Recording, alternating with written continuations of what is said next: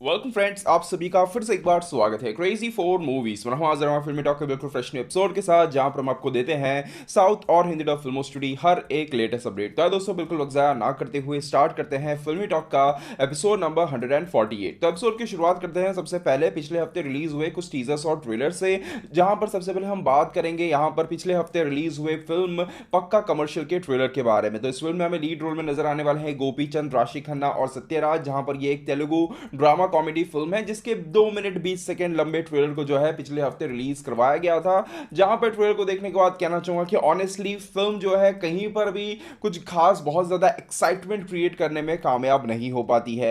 ये एक drama comedy film है जहां पर मैं कहना चाहूंगा कि ट्रेलर के अंदर जो ड्रामा, जो कॉमेडी, स्पेशली जो कॉमेडी देखने को मिल रही है वो कहीं पर भी मेरे लिए उस हद तक काम नहीं कर पाती थी। मुझे पूरे ट्रेलर के अंदर कहीं पर भी जो कॉमेडी है वो हंसाने में कामयाब नहीं हो पाई। उल्टा कुछ जगहों पर जो है कॉमेडी बहुत ही ज्यादा फोर्स नजर आ रही थी और बिल्कुल भी ट्रेलर के अंदर वो मजा जो है नहीं आ रहा था। चलिए कॉमेडी को अगर साइड पे भी रखते हैं, दूसरी तरफ अगर आप देखोगे कि 2 मिनट 20 सेकेंड लंबे ट्रेलर के अंदर ही फिल्म के काफी सारे चीजों को जो है यहां पर रिवील कर दिया गया है। यहां पर गोपी चंद जो है एक वकील है, उनके पिता जो है एक्स वकील रह चुके हैं, जो कि बहुत बड़े फेमस वकील है। और यहां पर गोपी चंद, जैसा कि फिल्म का टाइटल है, यानी कि पक्का कमर्शियल, मतलब पक्का कमर्शियल आदमी है, मतलब जो भी करता है पैसे के लिए ही करता है। तो यहां पर वो पैसे के लिए जो है क्रिमिनल्स को भी सपोर्ट करने के लिए तैयार है। वो क्रिमिनल्स, उसका कहना है कि क्रिमिनल्स जितने ज्यादा बढ़ते जाएंगे हमारा बिजनेस भी उतना ही ज्यादा बढ़ता जाएगा। तो इसी चक्कर में जो है वो राव रमेश जो कि क्रिमिनल है उनको यहाँ पे सपोर्ट करता है और उनके पिताजी जो कि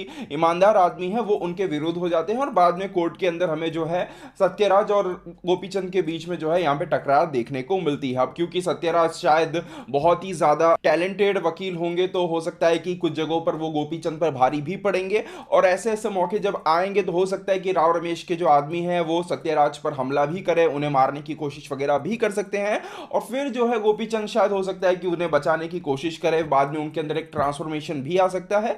या फिर हो सकता है कि यहाँ पे सत्यराज और गोपीचंद दोनों का ही कोई प्री प्लान हो सकता है यहाँ पे राव रमेश को फंसाने के लिए। और हो सकता है कि फिल्म के अंदर राशि खन्ना के कैरेक्टर को लेकर भी कोई छोटा मोटा ट्विस्ट देखने को मिल जाए। बट ऑनेस्टली ट्रेलर के अंदर कुछ भी ऐसा नहीं था कि जो बहुत ज्यादा एक्साइटमेंट क्रिएट कर रहा हो। ड्रामा कॉमेडी फिल्म के अंदर स्टोरी वगैरह से तो हम ज्यादा कुछ एक्सपेक्ट नहीं कर पाते हैं, बट एटलीस्ट कॉमेडी तो काम करनी चाहिए थी, जो कि ट्रेलर के अंदर मेरे लिए कहीं पर भी काम नहीं कर पाती है। राशि खन्ना का ट्रेलर के अंदर जो काम है वो बहुत ही ज्यादा खराब है। ऑनेस्टली जब इसका पहला टीजर आया था वहां पर उनके जो रिएक्शन थे उसे देखकर लगा था कि कहीं ना कहीं वो इस फिल्म के अंदर कुछ कमाल करने वाली है। बट ट्रेलर के अंदर देख के मैं बोलूंगा कि जो कॉमेडी है वो इतनी ज्यादा, मैं कह सकता हूं कि ओवर हो रही है कि वो मजा नहीं आ रहा है। उन्हें शायद उनका कैरेक्टर जो है थोड़ा सा ओवर द टॉप कैरेक्टर है, बट उसे भी एक बैलेंस वे में प्रेजेंट करना चाहिए। ज्यादा जब हो जाता है तो देखने में मजा नहीं आता है। फिर भी देखते हैं, ड्रामा कॉमेडी फिल्म है, ट्रेलर से ज्यादा कुछ जज भी नहीं किया जा सकता है। फिल्म के अंदर कितना अच्छा कॉमेडी होगा वो तो रिलीज होने के बाद ही पता चलेगा। वैसे आपको ट्रेलर कैसा लगा है मुझे कमेंट सेक्शन में जरूर बताइएगा। इसके अलावा बढ़ते हैं आज की अगली अपडेट की तरफ और बात करते हैं लोकेश कनगराज की कुछ अपकमिंग फिल्मों के बारे में, जहां पर लोकेश कनगराज ने अपनी और विजय तलपति की फिल्म यानी कि तलपति 67 को लेकर एक अनाउंसमेंट या फिर कहें एक छोटा सा खुलासा कर दिया है, जहां पर उन्होंने ये चीज कंफर्म कर ली है कि तलपति 67 जो है एक गैंगस्टर ड्रामा फिल्म होने वाली है। अब जब से विक्रम फिल्म रिलीज होने के बाद लोकेश कनगराज की ये सिनेमैटिक यूनिवर्स की शुरुआत हुई है, तब से हर किसी की यही उम्मीदें लगी हुई हैं कि तलपति 67 भी जो है इसी यूनिवर्स का हिस्सा बन जाए। अब देखते हैं, ये क्राइम ड्रामा फिल्म होने वाली है। अब जो विक्रम का थीम है वो भी क्राइम ड्रामा ही है, तो क्या इन दोनों के बीच कोई कनेक्शन देखने को मिलता है या नहीं, ये बहुत ही इंटरेस्टिंग होगा। दूसरी एक चीज आपको बता दें कि इस फिल्म को भी प्रोड्यूस सेम प्रोड्यूसर करने वाले हैं जिन्होंने मास्टर फिल्म को किया था, यानी कि 7 स्क्रीन स्टूडियोज। तो देखते हैं आने वाले दिनों में इस चीज पर क्या अपडेट निकल के आती है। हालांकि आज के टाइम में लोकेश कनगराज उन डायरेक्टर्स में से एक हैं जो अपने दम पर, अपने नाम पर जो है फिल्म को एक अच्छी खासी ओपनिंग दिलवा सकते हैं। तो देखते हैं ये फिल्म यानी कि तलपति 67 क्या सिनेमैटिक यूनिवर्स का हिस्सा हो पाती है या नहीं। वैसे आपके क्या ओपिनियन बनते हैं हमें कमेंट सेक्शन में जरूर बताइएगा। अभी फिलहाल जो है लोकेश कनगराज पूरी तरह से यहां पर तलपति 67 की स्क्रिप्ट पर काम कर रहे हैं। उसके बाद वो यहां पर कैदी 2 को डायरेक्ट करेंगे, उसके बाद आएगी विक्रम 3 और बाद में शायद हमें रामचरण तीजा के साथ जो फिल्म आने वाली है उसको लेकर भी कोई अपडेट जो है मिल सकती है। वैसे आप इनमें से कौन सी फिल्म को लेकर बहुत ज्यादा एक्साइटेड हो हमें कमेंट सेक्शन में जरूर बताइएगा। इसके अलावा बढ़ते आज की अगली अपडेट की तरफ और बात करते हैं अल्लू अर्जुन की कुछ अपकमिंग फिल्मों के बारे में, जहां पर पुष्पा द रूल से जुड़ी हुई एक अपडेट जो है वो निकल के आ चुकी है। आप सभी को बता दें कि GA2 के को फाउंडर यानी कि बनी वस ने जो है रिसेंटली एक इंटरव्यू दिया, जहां पर उन्होंने अल्लू अर्जुन से जुड़े हुए कुछ अपडेट अपडेट्स जो है सामने रखे हैं, जहां पर इस इंटरव्यू के अंदर उन्होंने इस चीज को कंफर्म कर लिया है कि यहां पे पुष्पा द रूल की जो शूटिंग है वो जुलाई महीने से जो है स्टार्ट होने वाली है। वहीं दूसरी तरफ जब उनसे पूछा गया कि अल्लू अर्जुन की दूसरी फिल्म की अनाउंसमेंट कब होगी, तो उन्होंने इस पर जवाब देते हुए कहा कि उनकी प्लानिंग जो है दशहरे पर हो रही है, कि दशहरे के मौके पर जो है आपको यहां पर अल्लू अर्जुन की अगली फिल्म की जो अनाउंसमेंट है वो देखने को मिल सकती है। मतलब आपको जो है यहां पे अक्टूबर फर्स्ट वीक तक का इंतजार करना पड़ेगा ये जानने के लिए कि पुष्पा द रूल के बाद अल्लू अर्जुन की अगली फिल्म जो है वो कौन सी होने वाली है। बट यहां पर एक बहुत ही इंटरेस्टिंग चीज देखने और नोटिस करने वाली ये है कि पुष्पा द रूल के साथ यहां पे GA2 यानी कि गीता आर्ट्स जो है कहीं ना कहीं अपने आप को कनेक्ट करती हुई नजर आ रही है। और अगर आपको याद हो तो आज से कुछ दिनों पहले या फिर कहें कुछ महीनों पहले अपडेट निकल के आई थी कि पुष्पा द रूल का जो हिंदी डब वर्जन है उसे शायद गीता आर्ट्स जो है आने वाले दिनों में डिस्ट्रीब्यूट या फिर रिलीज करवा सकती है। तो क्या Pushpa the rule Goldman telefilms के पास रहती है या फिर इस बार इसको रिलीज करवाने का पूरा जिम्मा गीता आर्ट्स वाले लेते हैं, ये देखना काफी इंटरेस्टिंग होगा। इसके अलावा बढ़ते हैं आज के अपडेट की तरफ और बात करते हैं कुछ बॉक्स ऑफिस कलेक्शंस रिपोर्ट के बारे में, जहां पर बहुत सारी फिल्में जो है पिछले हफ्ते रिलीज हो चुकी है। जिनमें से सबसे पहले हम बात करते हैं पिछले हफ्ते ही रिलीज हुई कन्नड़ा फिल्म यानी कि 777 चार्ली के बॉक्स ऑफिस कलेक्शंस के बारे में। तो इस फिल्म ने जो है अपने पहले वीकेंड के अंदर बहुत ही कमाल तरीके से परफॉर्म किया है और कहा जाए तो फिल्म जो है कर्नाटका के अंदर जो है ऑलरेडी एक हिट का टैग ले चुकी है। पहले वीकेंड में ही जो है इस फिल्म का कलेक्शन बहुत ही कमाल का निकल के आया है। वैसे कल मैंने जो है अपने दूसरे चैनल यानी कि वन टेक पर जो है आपको ट्रेड के जो फिगर्स थे 2 दिन के कलेक्शंस के वो मैंने आपको वहां पर दिए थे, स्पेशली हिंदी वर्जन के। तो वहां पर हिंदी वर्जन का जो कलेक्शन है वो थोड़ा सा अब प्रोड्यूसर्स के द्वारा रिवाइज होके आ चुका है। आप सभी को बता दें कि फिल्म के हिंदी वर्जन ने अपने पहले दिन जो है 18 लाख का कलेक्शन किया था। पहले ट्रेड ने 15 लाख रिपोर्ट किए थे जो कि अब 18 लाख हो चुके हैं। वहीं दूसरे दिन ट्रेड ने रिपोर्ट किए थे 29 लाख जो कि यहां पे 31 लाख हो चुके हैं। तो ऑफिशियल फिगर जो निकल के आया है प्रोड्यूसर्स की तरफ से, उस हिसाब से फिल्म के हिंदी वर्जन ने 2 दिन के अंदर अंदर यहां पर 49 लाख का जो है नेट कलेक्शन कर लिया था। तो सुनने में लगता है कि बहुत ही कम है, बहुत ही ज्यादा कम, ऐसा भले ही लगता हो, बट आप सभी को पता है कि इस फिल्म को कितनी कम स्क्रीन पे रिलीज करवाया गया है। इतनी कम स्क्रीन पे रिलीज करवाया गया है कि कुछ फेमस कुछ अच्छे खासे शहरों के अंदर भी जो है इस फिल्म को एक भी शो नहीं मिले हुए हैं। बट फिर भी फिल्म जैसे जैसे परफॉर्म कर रही है वैसे वैसे कुछ जगहों पर शोज लग रहे हैं, कुछ जगहों पर शोज बढ़ रहे हैं, बट अभी भी जो है कुछ जगहों पर शोज नहीं आए हैं। हर चीज के बारे में तो आगे डिटेल में बात करेंगे, पहले जान लेते हैं तीसरे दिन के कलेक्शंस के बारे में। तो यहां पर ट्रेड के फिगर्स जो है निकल के आ चुके हैं। प्रोड्यूसर्स ने तीसरे दिन का कलेक्शन रिपोर्ट नहीं किया है, तो ट्रेड की फिगर के हिसाब से यहां पर 777 चार्ली ने अपने तीसरे दिन कर्नाटका से 8.48 करोड़ का नेट कलेक्शन, तेलुगु वर्जन से 39 लाख का कलेक्शन, तमिल वर्जन से 22 लाख का कलेक्शन और हिंदी वर्जन से जो है 55 लाख का जो है कलेक्शन करके दिखाया है। जी हां दोस्तों, संडे को जो है फिल्म के हिंदी वर्जन ने एक बहुत ही अच्छा जंप लिया है और फिल्म ने जो है यहां पर अपने तीसरे दिन पर जो है 10.01 करोड़ का कलेक्शन करके दिखाया है केवल इंडिया के अंदर। अब बात कर ले इस फिल्म के टोटल 3 दिन के कलेक्शंस की, तो 3 दिन के अंदर अंदर इस फिल्म ने जो है केवल इंडिया से जो है 28.3 करोड़ का ग्रॉस कलेक्शन और 24.15 करोड़ का जो है नेट कलेक्शन करके दिखाया है। अब ओवरसीज के कलेक्शन की अगर बात करें तो 3 दिन के अंदर अंदर इस फिल्म ने ओवरसीज से यहां पर 3.7 करोड़ का ग्रॉस कलेक्शन किया है और ऐसा करते हुए यहां पर फिल्म ने जो है वर्ल्ड वाइड 3 दिन के अंदर अंदर 32 करोड़ का जो है ग्रॉस कलेक्शन कर लिया है। और अगर बात करें केवल हिंदी वर्जन की तो फिल्म के हिंदी वर्जन ने यहां पर 1.04 करोड़ का कलेक्शन करके दिखाया है केवल अपने हिंदी वर्जन से। तो ये अपने आप में जो फिगर्स हैं दिखा रहे हैं कि भले ही फिल्म को कम स्क्रीन मिली हो यहां पर हिंदी बेल्ट के अंदर, पर फिल्म का परफॉर्मेंस जो है बहुत ही तगड़ा चल रहा है। अगर आप कल की ऑक्यूपेंसी पर ध्यान दोगे तो कल के दिन फिल्म की जो ऑक्यूपेंसी थी 50% से भी ज्यादा जा चुकी थी। कुछ जगहों पर 70-80% की जो ऑक्यूपेंसी थी वो चल रही थी, जो कि बहुत ही बेहतरीन सिग्नल है। और इसी का रिजल्ट है कि आज के दिन यानी कि सोमवार को भी जो है कुछ कुछ शहरों के अंदर फिल्म के स्क्रीन्स जो है, फिल्म के शोज जो है वो बढ़ाए गए हैं। जहां पर पहले कल तक मुंबई में जो है 65 शोज थे जिसे बढ़ाकर 76 कर दिया गया है। दिल्ली एनसीआर में जो है पहले 31 शोज थे जिसे बढ़ाकर 33 कर दिया है।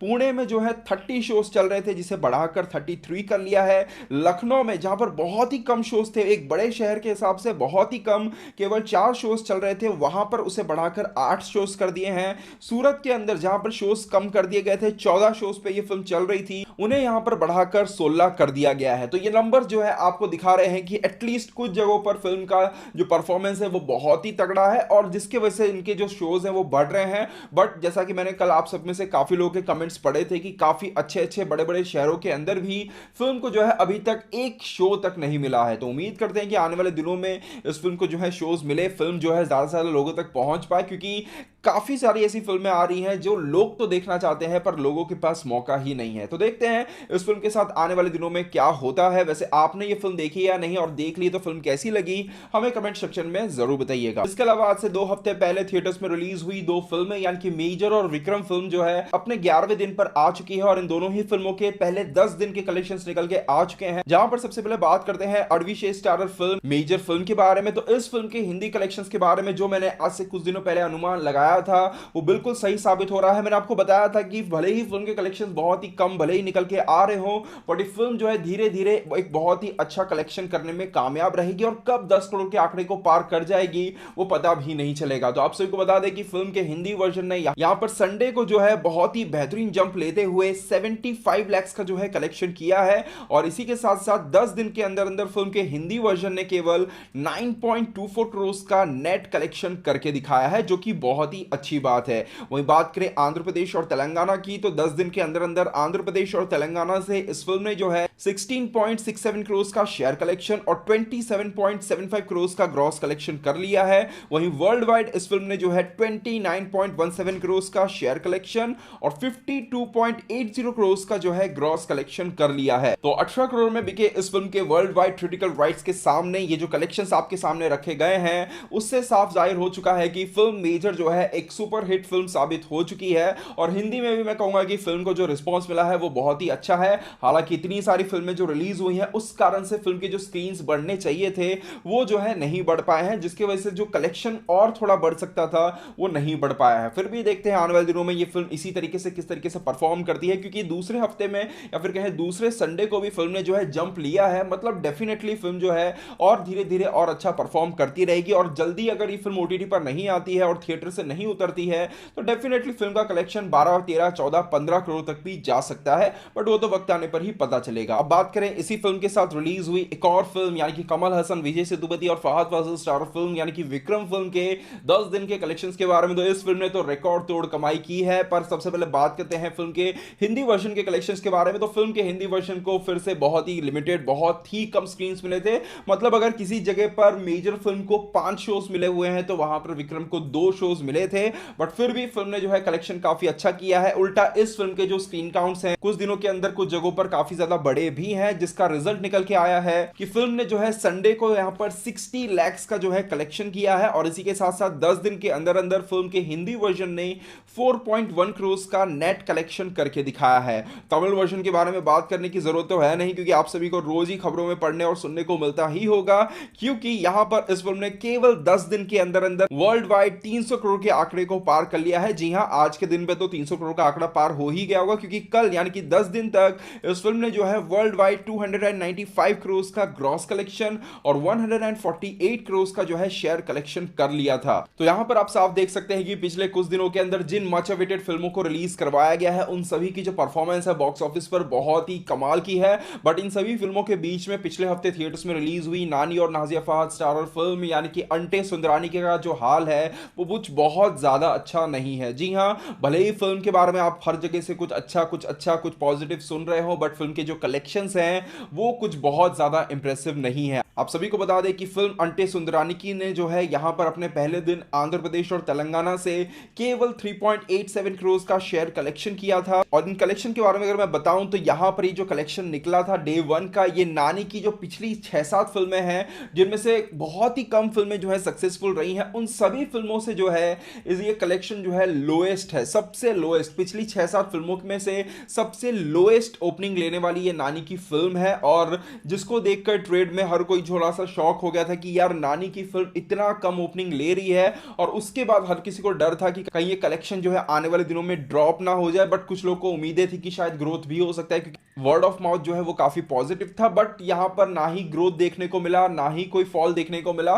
फिल्म जो है बहुत ही कंसिस्टेंट जो है परफॉर्म करती रही। जहां पर अगर डे वाइज कलेक्शन की हम बात करें तो पहले दिन आंध्र प्रदेश और तेलंगाना से 3.87 करोड़ का शेयर कलेक्शन करने के बाद फिल्म ने जो है अपने दूसरे दिन 3.48 करोड़ का शेयर कलेक्शन किया। वहीं तीसरे दिन यानी कि संडे में जो है कलेक्शन रहा 3.05 करोड़ का। हालांकि फ्राइडे के मुकाबले संडे का जो कलेक्शन है वो थोड़ा सा ज्यादा होना चाहिए था, बट वो जो ग्रोथ है वो संडे को देखने को नहीं मिला। इसलिए ट्रेड में बैठे काफी लोग का ये मानना है कि फिल्म जो है शायद खत्म होते होते एक हिट का टैग ना ले पाए। अब बात करें यहां पर फिल्म की टोटल कलेक्शंस की तो 3 दिन के अंदर अंदर फिल्म ने आंध्र प्रदेश और तेलंगाना से जो है 10.04 करोड़ का शेयर कलेक्शन और 17.60 करोड़ का ग्रॉस कलेक्शन कर लिया है। वहीं वर्ल्ड वाइड फिल्म ने जो है 14.95 करोड़ का शेयर कलेक्शन और 26.25 करोड़ का ग्रॉस कलेक्शन किया है। अब फिल्म के थिएट्रिकल राइट्स के बारे में अगर मैं बात करूं तो फिल्म के जो वर्ल्ड वाइड थिएट्रिकल राइट्स हैं वो 30 करोड़ में बेचे गए थे, केवल 30 करोड़ में बेचे गए थे, क्योंकि नानी जैसे बड़े एक्टर के फिल्म की थिएट्रिकल राइट्स 30 करोड़ में बिकना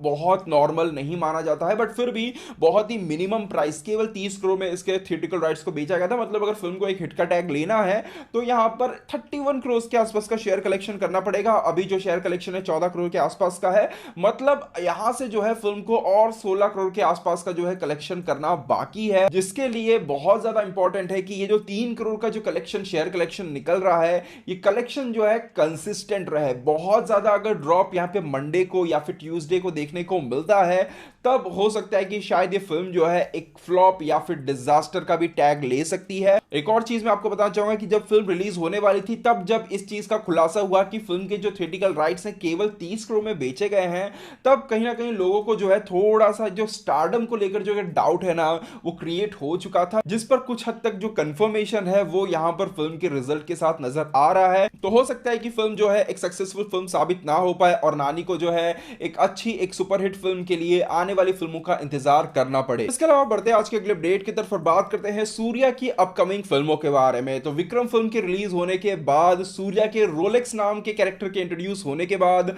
पब्लिक के बीच में अगर सबसे चर्चित कोई एक्टर पिछले कुछ दिनों में रहा है तो वो है सूर्या, और हर कोई उनके रोलेक्स नाम के कैरेक्टर को बड़े पर्दे पर फिर से देखने के लिए बहुत ही ज्यादा एक्साइटेड है। पर आप सभी को बता दें कि उसके लिए आपको एक लंबा इंतजार करना पड़ सकता है, क्योंकि सूर्या की जो अपकमिंग फिल्में हैं उनकी जो लाइनअप है वो यहां पर थोड़ी सी लंबी नजर आ रही है। आज की डेट में सूर्या जो है सूर्या 41 की शूटिंग में व्यस्त है, जिसे डायरेक्ट कर रहे हैं डायरेक्टर बाला। उसी के साथ साथ वो वेट्रीमारन की फिल्म यानी कि वाड़ी वसल की शूटिंग को भी यहां पर कहीं ना कहीं करने की कोशिश कर रहे हैं। तो ये दोनों फिल्में आपको पहले देखने को मिलेगी। और अभी हाल ही में हुए एक ट्विटर स्पेस के दौरान ड्रीम वॉरियर पिक्चर्स के जो मालिक है यानी कि एसआर प्रभु, उन्होंने जो है एक बहुत ही एक्साइटिंग खुलासा किया है, जहां पर उन्होंने ये बताया है कि वो लोग जो है पिछले 1.5 साल से जो है एक फिल्म पर काम कर रहे हैं जिसके अंदर सूर्या जो है हमें नजर आने वाले हैं। और इस फिल्म को डायरेक्ट करने वाले हैं आर रवि कुमार। आर रवि कुमार वही डायरेक्टर हैं जिन्होंने डेब्यू किया था एक फिल्म, एक साइंस फिक्शन फिल्म से जिसको आपने टाइम मशीन नाम से जो है देखा हुआ है। विष्णु विशाल स्टारर वो फिल्म थी। तो उसी फिल्म के जो डायरेक्टर हैं वही इस फिल्म को डायरेक्ट करने वाले हैं। आर रवि कुमार की जो अगली फिल्म होने वाली है उसका नाम है अयाला अन्न, जिसमें शिवा कार्तिकेयन नजर आने वाले हैं। उसके बाद जो है वो सूर्या के साथ कोलैब करेंगे। और इस चीज को लेकर एसआर प्रभु ने एक और चीज का खुलासा किया है